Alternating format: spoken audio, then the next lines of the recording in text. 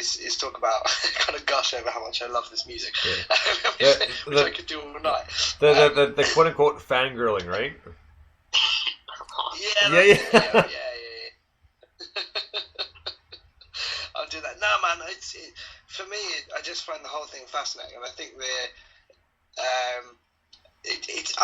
I didn't pick up on the kind of religious aspect, or that makes it sound like it is a Christian rock song, but you know what I mean, the kind of the undertones, like using repetition of the word sin and blessing, and I didn't even think about that in the name of it, which is really interesting. And I love that kind of, as you say, that line between, you know, it's interesting that in society we accept religion as something that's perfectly plausible, and yet we commit people, you know, for being insane for less than that. Completely possibly plausible, or just as plausible reasons. I mean, you know, it's bizarre to me that something like Scientology is a religion when it was written as a sci-fi novel or whatever. Right. In the 60s. It's just kind of, the whole thing's insane. And I don't know if it's just a cynical thing, because, you know, all of my family are Irish, so, you know, we were all brought up Catholic, and I think you just become incredibly cynical about the whole thing. But I think that works if you're an artist, you know, you're making, you know, a point about something, or it's not even necessarily a point always, it's just if you've got a point of view on something. I think that makes it all the more interesting. So actually, rather than having a question, I just like listening to the depth of the answer, because it's, you know, I'm learning stuff which makes me enjoy it even more. So right on, man, carry on. No, thanks. I mean, you hear in the sample in the beginning, this I believe he's a Baptist preacher, and I mean, you know, talking about rock and roll, cyanide and blah blah blah, and all this sort of yeah. And so I mean, and the lyrics, I'm sure they're kind of hard to distinguish in a way on purpose. But you know, it is kind of, it's like I kind of agree with you. I won't say that I'm necessarily religious in that sense. It's almost like, because I'm half Irish too, so it's kind of like a cultural thing. Join the club. to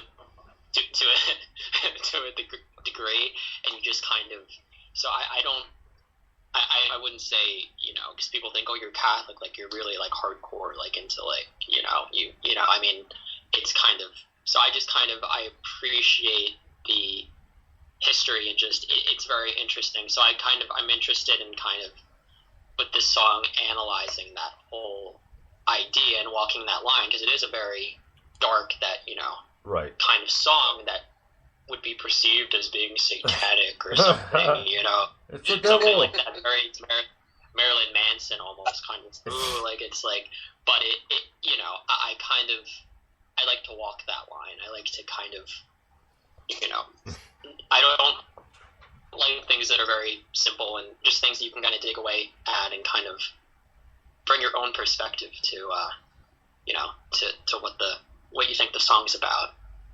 Fair enough. You know, and just before we get to the next one here, if you really want to know about Scientology, and it's actually accurate, is watch the South Park episode with Scientology when Chef leaves. Oh, not the one where Chef left. Yeah, it's sad, but it's accurate. So They explain it and everything, because Stan becomes the new was it Edmund Hubbard or whatever it is, like, so. Yeah, but yeah, it's actually accurate, because, you know, they do post, and they're actually right, because says this is what Scientologists actually believe. I looked it up, and they're absolutely correct. So there's a quick sidetrack. It's funny, but sad at the same time. So we're gonna get to another song off of Masochist. This one is called Fraud. Dig this.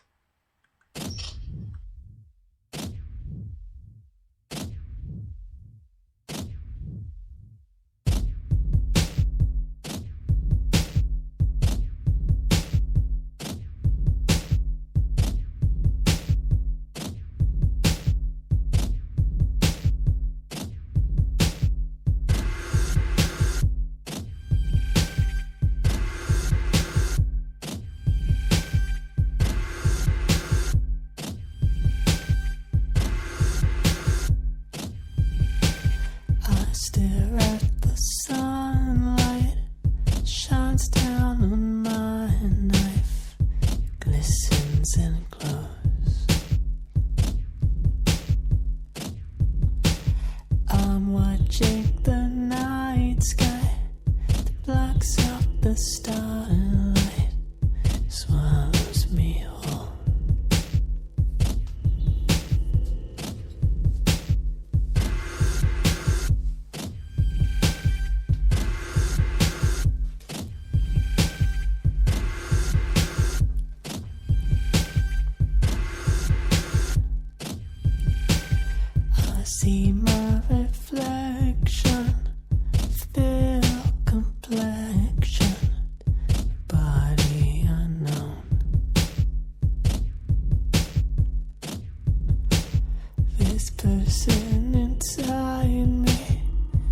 creature from nothing, fortunes unknown.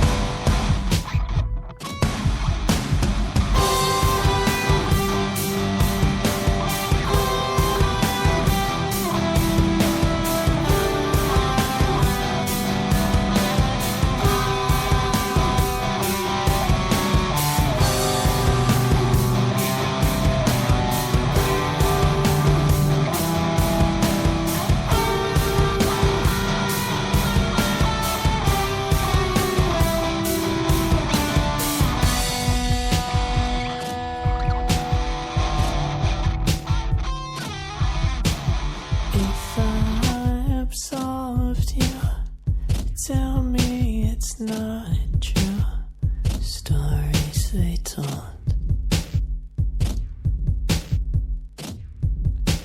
Could we go back when I didn't feel this vacant before I lost my soul?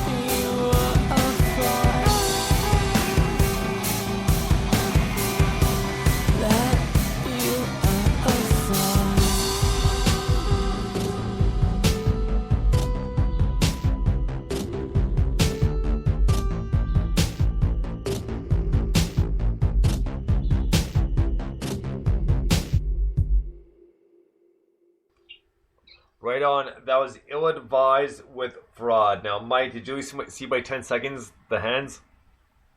Yeah, it's great. Okay, good. Okay. So, either way, let's get back to the song at hand. Fraud. Another single off his album, Masochist, Ill Advised. Another great one, and just the mixes, it just really gets me. I mean, I just love the different flows, and it's really kind of like up and down, middle, and all around. It's not like a kind of a solid format to say the least. I mean, I love the way it's done, and each song is different, and that's what kind of draws me in, as it kind of pulls from a different influence and a different perspective. Like, love the tune. I think that's a fantastic tune, I have to say.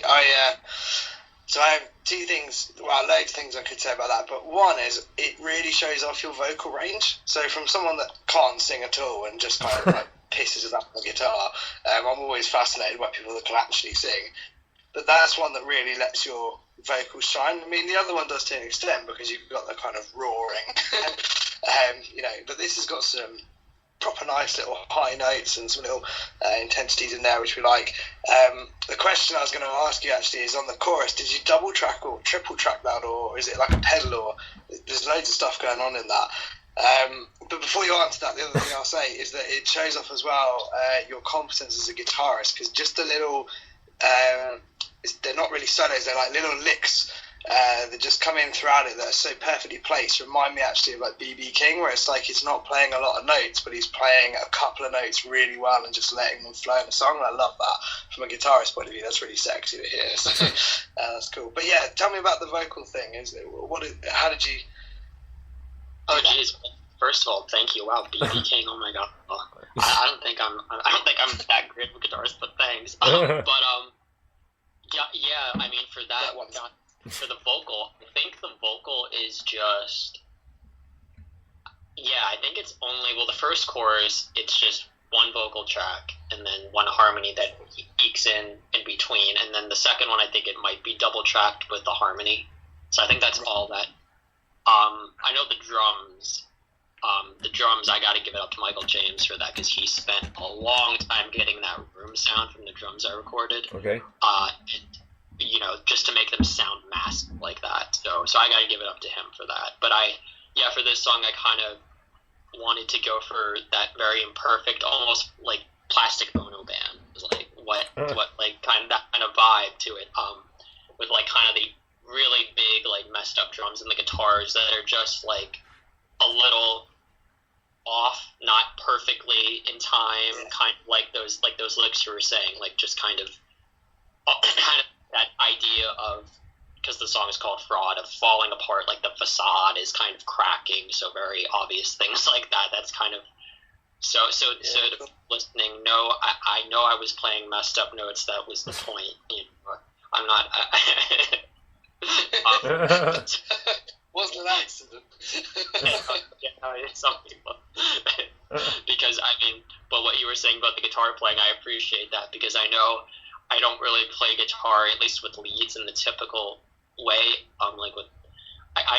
It's very melodic. I approach lead guitar from a melodic perspective, as if it were like any other melodic line that I wanted to be featured. So right. I'm not. You don't hear tons of like pentatonic stuff, or like it could be a melody in its own right, and some people like that, some people don't. So thanks. Oh, I like that. The other one that reminds me of is Jack White. He's got that kind of.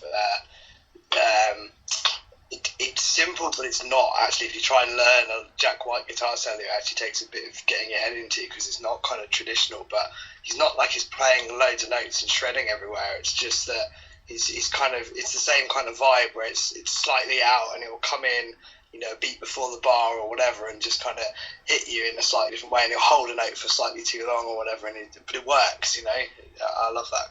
I just love that style. I think it's cool. Thank you. No, Jack White. I love Jack White. So wow. I do, man. I adore Jack White. I think he's fantastic. Love Jack White.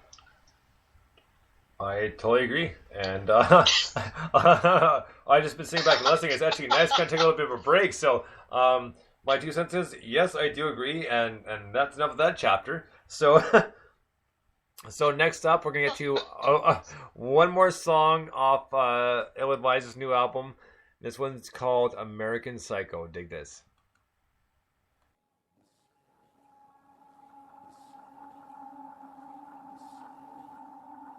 And in the end, divisions and mistakes. We need to find a way to cooperate by realizing foreign policy can't be run by committee. And I believe there's now the growing sense that we can accomplish more. And in the end, this may be the eventual person who's going to and if not marry, but I'll get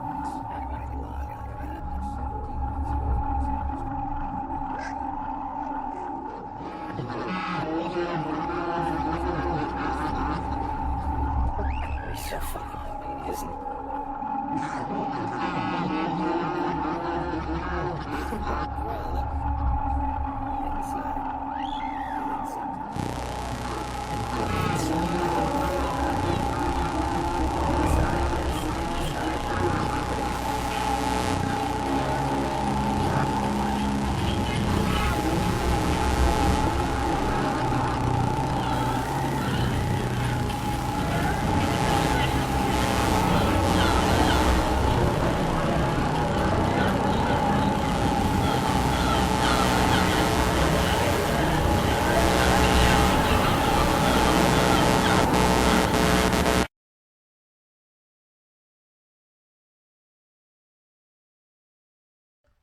Right on. That was